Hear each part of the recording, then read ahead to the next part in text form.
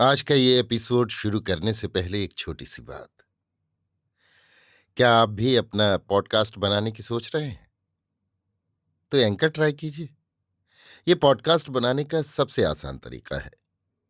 Number एक, ये free है। नंबर दो, इसमें कई सारे ऐसे टूल्स हैं जो आपको अपने फोन और कंप्यूटर पर रिकॉर्ड और एडिट करने की फैसिलिटी देते हैं। नंबर तीन, आप अपने पॉडकास्ट को डिस्ट्रीब्यूट भी कर सकते हैं, जिससे इसे स्पॉटिफाई और दूसरे प्लेटफॉर्म पर सुना जा सके। तो डाउनलोड कीजिए फ्री एंकर ऐप या विजिट कीजिए anchor.fm पर अपना पॉडकास्ट स्टार्ट करने के लिए। ये तो थी एक छोटी सी जानकारी, और अब शुरू करते हैं एपिसोड का सिलसिला। तो आज के एपिसोड में लीजिए सुनिए किशोरी लाल गोस्वामी के लिखे उपन्यास खूनी औरत का सात खून का 18वां परिच्छेद, कोतवाल, मेरी यानी समीर गोस्वामी की आवाज में। वे तो यों अपनी चाकरी बजाने लगे और मैं बैठी बैठी अपने ख्यालों के साथ लड़ने झगड़ने लगी। कई घंटे तक लगातार अच्छी तरह सो लेने के कारण फिर मुझे पिछली रात तक नींद न आई और मैं अपने तरह तरह के उधेड़-बुन में उलझी रही। फिर रघुनाथ सिंह से मेरी कोई बातचीत नहीं हुई, और जब 3 बजने के बाद वे पहरा बदल कर चले गए, तब मैं भी लेट रही और थोड़ी ही देर में फिर सो गई। वो दिन और रात तो यों ही बीते, और दूसरा दिन आया। इस दूसरे दिन जब मैं अपने मामूली कामों से निश्चिंत हो गई, तब वही दारोगा जी आकर मुझे कोतवाल साहब के एक निराले कमरे में ले गए। वहां जाकर मैंने क्या देखा कि एक तख्तेपोश के ऊपर 3-4 मुंशी खाता खोले हुए बैठे हैं और कोतवाल साहब 2-3 तकिए बगल में दबाए हुए हुक्का गुड़गुड़ा रहे हैं। मेरे जाते ही उन्होंने मेरी ओर देखकर यों कहा, क्यों दुलारी, ये सातों खून तुम्हारे ही किए हुए हैं ना?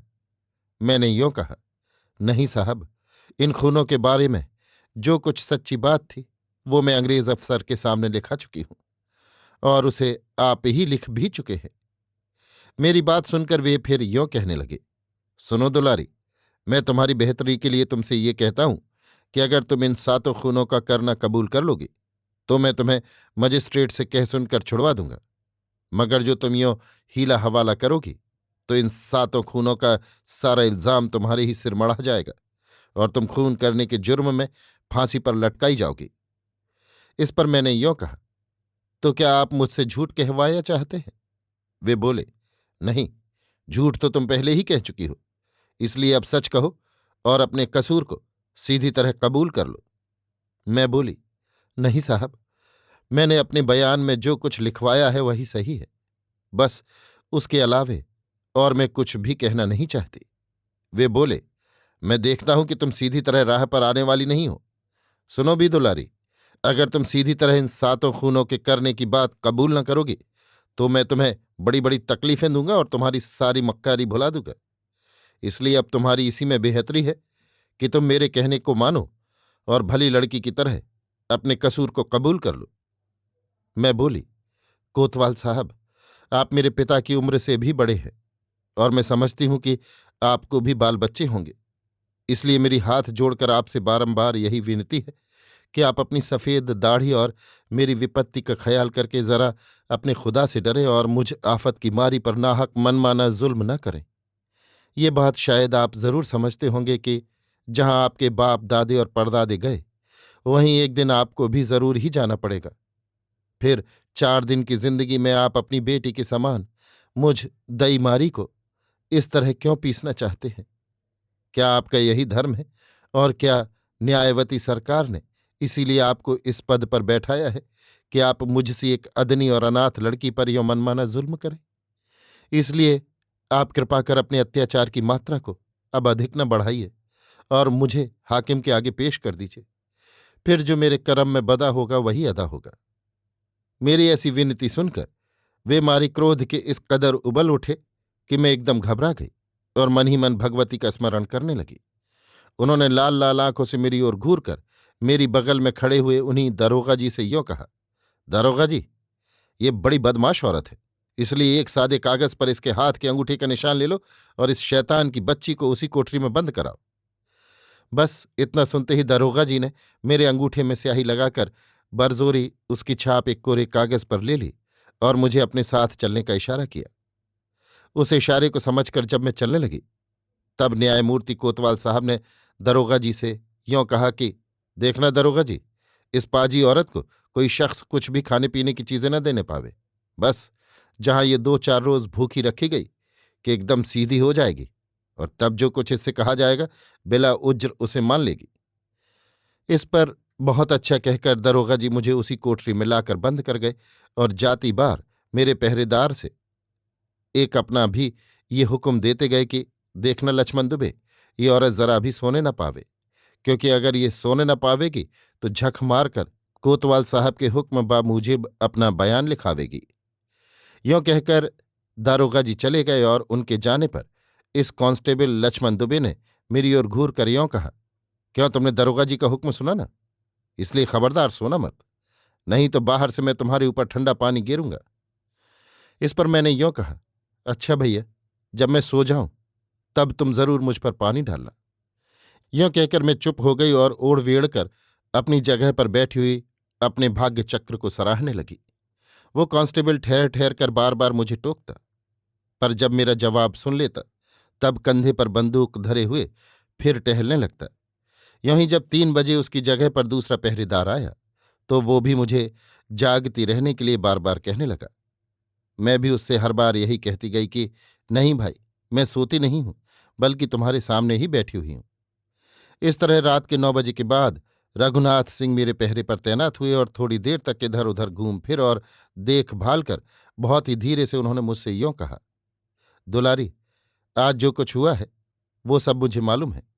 आज जिस वक्त तुम कोतवाल साहब के सामने पेश की गई थी और उनके साथ जो कुछ तुम्हारी बातचीत हुई थी वो सब मैंने अपने कानों से सुनी थी, क्योंकि उस समय मैं भी उस कमरे के बगल वाली कोठरी में खड़ा हुआ था। सुनो, एक कोरे कागज पर जो तुम्हारे अंगूठे का निशान ले लिया गया है, उसका मतलब ये है कि अब उस कागज पर कोतवाल साहब अपने खातिर खाह तुम्हारा बयान लिखकर मजिस्ट्रेट के आगे उसे पेश करेंगे और अपने बयान में यों कहेंगे कि ये इजहार दुलारी ने अपनी रजामंदी से लिखवाया है और इस कागज पर इसी दुलारी ने अपने अंगूठे का निशान भी कर दिया है। लो, सुना ना तुमने? पर इस बात को तुम अपने मन में ही रखना और इस पोशीदा बात को किसी के आगे जाहिर मत कर बैठना। सुनो, एक बात मैं तुम्हें समझाए देता हूं कि तुम उस कागज की लिखावट सुनकर जरा भी न घबराना और मजिस्ट्रेट से साफ साफ ये कह देना कि कोतवाल ने जबरदस्ती मेरे अंगूठे का निशान एक कोरे कागज पर करा लिया था। उसके बाद इस कोतवाल ने जो कुछ इसके मन में आया इस कागज में लिख मारा है। यों कहकर तुम अपना वही बयान मजिस्ट्रेट के आगे देना जो कि तुमने पुलिस के एक अंग्रेज अफसर के सामने अभी उस दिन दिया है। क्यों, मेरी इस बात को तुम याद रखोगी ना? ये सुन और मन ही मन उस नेक कांस्टेबल को बहुत बहुत आशीष देकर मैंने यो कहा, हाँ भाई साहब, तुम्हारी इस बात को मैं मरते दम तक कभी भी न भूलूंगी। इस समय मेरे काम की इस खबर को देकर तुमने मेरी बड़ी भलाई की है। परमेश्वर तुम्हारा भला करे। मैं तुम्हारी इस नेक सलाह को कभी भी न भूलूंगी और मजिस्ट्रेट के आगे अपना वही बयान दूंगी जो उस दिन उस अंग्रेज के सामने मैंने दिया है। तुमने ये पते की बात मुझे बताई, ये बहुत ही अच्छा हुआ। यों तो मैं मजिस्ट्रेट के सामने भी वही बातें कहती जो मैंने उस अंग्रेज अफसर के सामने कही थी, पर फिर भी तुमसे इस खबर को पाकर मैं और भी होशियार हो गई हूं। अजी इतना तो मैं उसी समय समझ गई थी जब जबरदस्ती मेरे अंगूठे का निशान एक कोरे कागज पर लिया गया था कि ये हजरत कोतवाल साहब अब इस कोरे कागज को अपने मन मानता रंगेंगे और उसे मेरा दिया हुआ इजहार बतावेंगे। पर फिर भी तुमने जो मुझे ये अनूठी और सच्ची खबर सुनाई, इसके लिए मैं तुम्हें हृदय से असंख्य धन्यवाद देती हूं। यों कहकर मैंने कृतज्ञता भरी दृष्टि उन पर डाली और फिर यों कहा, क्यों भैया, इस पुलिस के अनोखे महकमे में तुम्हारे ऐसे कितने देवता हैं? मेरी बात सुनकर उस बेचारे ने मुंह फेर कर अपनी आंखें पोंछी और यों कहा, दुलारी, इस महकमे की बात तुम कुछ न पूछो। अरे यहां रोज ही ऐसे ऐसे शैतान आते हैं कि जिनके सबब पुलिस और उसके अफसरों को बड़ा हैरान व परेशान होना पड़ता है। बस असल बात यही है कि रात दिन शोहदे बदमाशों से वास्ता पड़ते रहने के सबब पुलिस और उसके अफसरों का ऐसा ही ढंग हो जाता है और उन्हें सब के साथ वैसा ही बर्ताव करना पड़ता है जिसकी कि उन्हें आदत पड़ी होती है। सुनो, ये कोतवाल साहब बुरे आदमी नहीं है, पर एक तो रात दिन पापियों के साथ बातचीत करते करते इनकी आदत ही ऐसी पड़ गई है। दूसरी एक बात और भी है, और वो ये है कि पुलिस के बड़े साहब की तरफ से इस बात की पूरी पूरी ताकीद हुई है कि इन 7 खूनों का जल्द पता लगाकर खूनी को मजिस्ट्रेट के आगे पेश करना चाहिए। अब तुम ही सोचो दुलारी कि इन 7 खूनों के सच्चे अपराधी अब कहाँ जिंदे हैं। इसलिए कोतवाल साहब को तो अब एक न एक असामी चाहिए ही। सो जबकि तुम आपसे आप ही इस जंजाल में आ फंसी हो, तो फिर भला ऐसा अच्छा मौका ये कब छोड़ सकते हैं। अब रही ये बात कि अगर तुम्हारे ऐसे ही पार्टी से भाग होंगे तभी तुम इस चकाबू से बच सकोगी, क्योंकि तुम बड़े बेमौके आ फंसी हो। यों कहकर रघुनाथ सिंह इधर उधर टहलने लगे और 2-4 फेरे करके फिर वे मेरी कोठरी के आगे आकर ठहर गए और कहने लगे, दुलारी, क्या आज भी तुम दूध न पियोगी? मैं बोली, नहीं भाई, मेरी कुछ भी खाने पीने की इच्छा या रुचि नहीं है। दूध तो क्या, आज तो पानी पीने को भी जी नहीं चाहता। वे बोले, तो इस तरह और कै दिन यों ही बिताओगी? मैं बोली, जब तक नारायण बितावेगा तब तक बिताऊंगी, और जो बिना कुछ खाए पिए मुझसे नहीं ही रहा जाएगा तो तुमसे कहूंगी ही। तब फिर जो कुछ तुम कहोगे वही मैं करूंगी, पर अभी तुम मुझे क्षमा करो और खाने पीने की जिक्र को बंद कर रखो। इस पर उन्होंने यों कहा, अच्छी बात है, क्योंकि तुम्हारी मर्जी के खिलाफ मैं भी कुछ नहीं किया चाहता। अच्छा, अब तुम आराम से सो जाओ, क्योंकि मेरे पहरे में तुमको कोई भी न जगावेगा। मेरे पहरे के बाद शिवराम तिवारी का पहरा होगा, और वे भी तुमको कोई तकलीफ न देंगे। ये सुनकर मैंने उनसे पूछा, क्यों भाई, दरोगा जी के नादिर शाही हुक्म की भी तुम्हें कुछ खबर है? वे बोले, खूब खबर है। वे ऐसे ही हजरत हैं, उनकी लीला तुम सुनोगी तो दंग रह जाओगी। खैर, उस बात को छोड़ो, क्योंकि अब दरोगा जी सुबह के पेशतर यहां नहीं आने के। इसलिए अब तुम रात भर खूब आराम के साथ सो लो, क्योंकि फिर कल दिन भर तुमको सोना नसीब न होगा।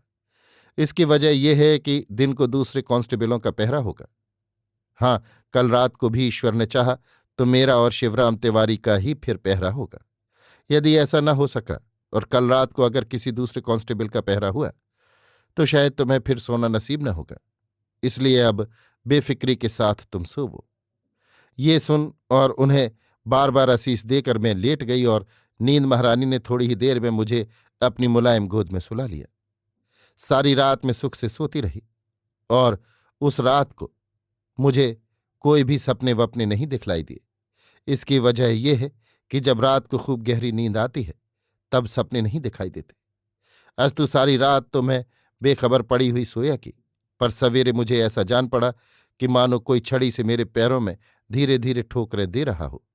ये जानकर मैं चट उठ बैठी, और आंखें मलकर मैंने क्या देखा कि शिवराम तिवारी मेरी कोठरी के आगे खड़े हुए हैं।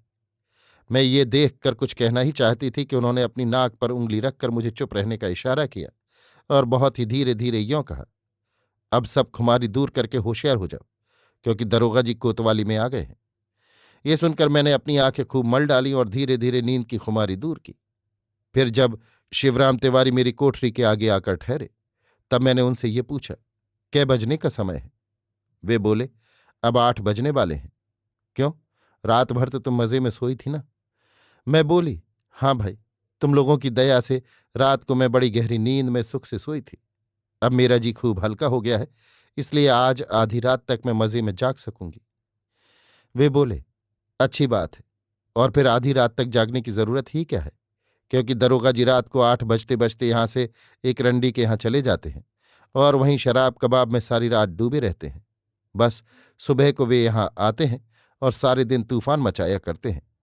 ये जरा कोतवाल साहब के मुंह लग गए हैं, और उनका बहुतेरा काम भी बड़ी मुस्तैदी के साथ कर दिया करते हैं, इसीलिए यहां पर जरा इनकी बड़ी चलती है। यों तो ये बड़े नाकिस आदमी हैं, पर कोतवाल साहब के डर से कोई भी इनके आगे ओठ नहीं फड़का सकता। लो, अब तुम दोपहर तक बेफिक्री के साथ आराम कर सकती हो, क्योंकि अभी दरोगा जी नाश्ता वाश्ता करके किसी मामले की तदारुक करने के लिए कहीं बाहर चले गए हैं। बस अब के गए गए ये दोपहर के पहले यहां कभी ना आवेंगे। ये सुनकर मैंने कहा, नहीं भाई, अब मुझे ज्यादा आराम करने की कोई जरूरत नहीं है, क्योंकि मैं खूब अच्छी तरह रात को सो चुकी हूं। ये कहकर मन ही मन में भगवान का स्मरण करने लगी। बस यूं ही देखते देखते सारा दिन बीत गया और संध्या हुई। आज मेरे पास खाने पीने की बात पूछने कोई भी नहीं आया था। हाँ, एक बात आज जरूर हुई थी, वो ये कि आज शिवराम तिवारी के बाद जो कांस्टेबल मेरे पहरे पर मुकर्रर हुआ था वो बहुत ही कमीना था। ये तो मैं नहीं जान सकी कि वो हिंदू था या मुसलमान, पर था वो बड़ा ही हरामजादा। वो रह रहकर मेरी कोठरी के आगे आकर खड़ा हो जाता, मूंछों पर बल दे देकर मुझे घूरता, तरह तरह की छेड़छाड़ करता और हंस हंस कर मेरे चेहरे की ओर टकटकी बांध कर निहारने लग जाता था। उसकी ऐसी चाल ढाल देखकर मन ही मन में जली भुनी जाती थी, पर लाचार थी। खैर, राम राम करके रात के 9 बजे और रघुनाथ सिंह मेरे पहरे पर आए। यों ही और भी 3 घंटे बीते और जब 12 बज गए तब उन्होंने मुझसे यों कहा, क्यों दुलारी, आज तुम अभी तक सोई नहीं? मैं बोली, नहीं भाई, आज तो मुझे नींद ही नहीं आती। क्या करूं, लाचार हूं। हाँ, ये तो कहो कि आज तुम्हारे पहले मेरे पहरे पर कौन था? वे बोले, वो दरोगा जी का साला था, उसका नाम अमीर है और वो बड़ा ही पाजी आदमी है। क्यों, उस शैतान ने तुम्हारे साथ कुछ छेड़छाड़ की थी क्या? मैं बोली, हाँ कुछ की तो थी, पर खैर अब उस बात को जाने दो और ये कहो कि इस समय तुम मुझे थोड़ा सा गंगा जल पिला सकते हो? हाँ, अभी लाता हूं। यों कहकर वे वहां से चले गए और थोड़ी ही देर में शिवराम तिवारी के साथ लौट आए। तिवारी जी के एक हाथ में जल भरा लोटा और दूसरे हाथ में एक केले का पत्ता था। सो उन्होंने उस पत्ते में धार बांधी और मैंने अंजुली लगाकर बात की बात में सारा लोटा खाली कर दिया। बाद इसके वे खाली लोटा लिए हुए चले गए और रघुनाथ सिंह टहल घूम कर पहरा देने लगे।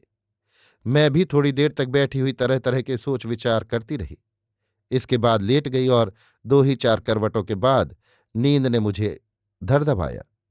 सुबह जब मेरी नींद खुली तब मैंने क्या देखा कि मेरी कोठरी के जंगले के पास वही अमीर कांस्टेबल खड़ा हुआ मुस्कुरा रहा है। मुझे जागी हुई देखकर उस शैतान ने यूं कहा, दुलारी, आज तुम जरा सा हंसकर मेरी ओर देख लो तो आज रात को मैं तुम्हें इस कोठरी से निकालकर कहीं दूसरी पोशीदा जगह में ले भागूं और तुम्हें इस खून के झमेले से बचा लूं। सवेरे सवेरे उस मुए की ऐसी बात सुनकर मैं इतने जोर से चीख उठी कि वहां पर कई कांस्टेबल आकर जमा हो गए और खुद कोतवाल साहब भी आ पहुंचे। फिर कोतवाल साहब ने मुझसे चिल्लाने का कारण पूछा। तब मैंने उस कमीने अमीर की सारी बदमाशियों का खुलासा हाल उन्हें सुना दिया। ये सुनकर कोतवाल साहब ने उसे 2 4 धौल लगाकर वहां से दूर किया, मेरे पहरे पर किसी दूसरे कांस्टेबल को मुकर्रर किया और मुझसे यों कहा, दुलारी, अब तुम्हारे साथ कोई भी शरारत न करेगा। यों कहकर वे चले गए और मैं धरती की ओर मुंह करके आंसू गिराने लगी। बस इस बात को तूल न देकर मैं यहां पर इतना ही कहना चाहती हूं कि जब 3 दिन तक मैंने कोरा उपवास किया तब चौथे दिन कोतवाल साहब ने मुझे कच्चा दूध मंगवा दिया। उस दिन सोमवार था, सो अपने मामूली कामों से निपट नहा धो और दूध पीकर मैं मजिस्ट्रेट साहब के सामने पेश होने के लिए कचहरी पहुंचाई गई। पर किस तरह मैं कोतवाली से रवाने हुई और फिर किस भांति मजिस्ट्रेट साहब के सामने हाजिर की गई, इसे भी सुन लीजिए।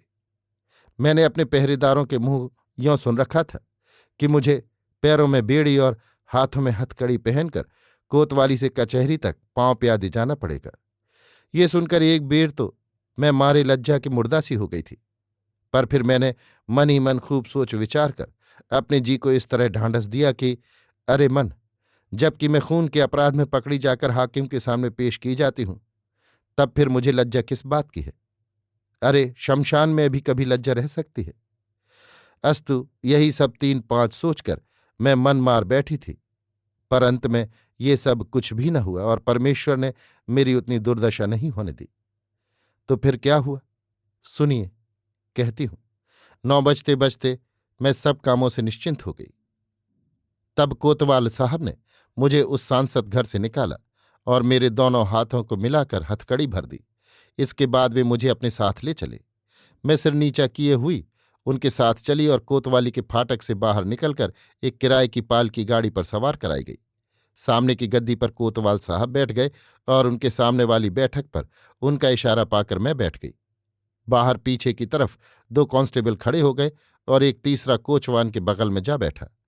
इस ठाठ से मैं कचहरी चली, पर उस समय मैंने अपनी आंखें नीची कर ली थीं। जब वो गाड़ी कुछ दूर निकल गई तब कोतवाल साहब ने मुझसे यूं कहा, दुलारी, तुम जरा मेरी तरफ देखो और जो कुछ मैं तुमसे कहता हूं उसे खूब गौर के साथ सुनो।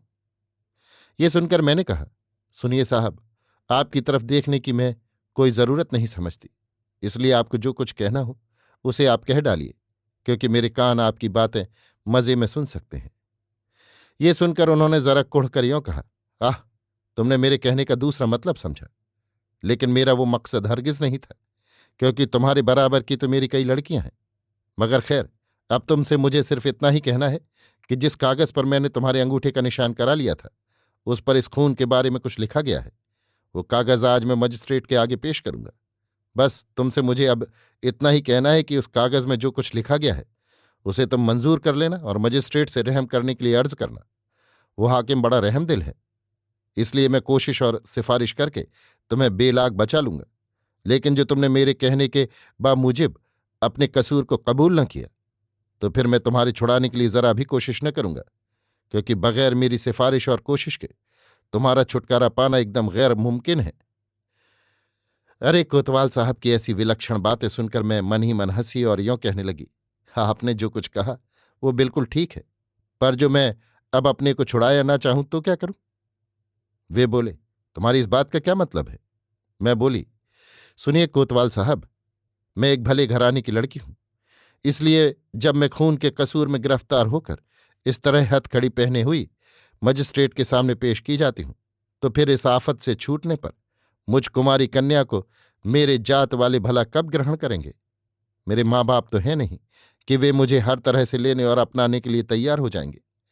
अब रही जात बिरादरी वालों की बात, सो वे भला अब मुझे कब अपनी पात में खड़ी होने देंगे? इसलिए अब इस दुर्दशा को पहुंचकर तो मैं छूटने की अपेक्षा मर जाना ही अच्छा समझती हूं। मेरी ऐसी बातें सुनकर शायद वे बहुत ही कुड़बुड़ाए और कहने लगे, नहीं, ये तुम्हारी सरासर गलती है, इसलिए अपने कसूर को कबूल करके तुम्हें अपने तईं जरूर बचा लेना चाहिए। अगर तुम जिंदा रहोगी तो खुदा तुमको निहायत आराम व चैन के साथ दुनिया में कायम रखेगा। ये सुनकर मैंने कहा, जी, अब मुझे दुनिया के आराम व चैन नहीं चाहिए। इस पर वे बड़े क्रोध के साथ केवल इतना ही कहकर चुप हो गए कि तब तो तेरा फांसी पर चढ़ जाना ही ठीक होगा। इस पर मैंने भी मन ही मन हंसकर यूं कहा, जी हाँ, मैं भी इसे ही अच्छा समझती हूं, क्योंकि अब मुझे अभागिन को कोई भी नहीं अपनाने का। बस फिर वे मुझसे कुछ न बोले।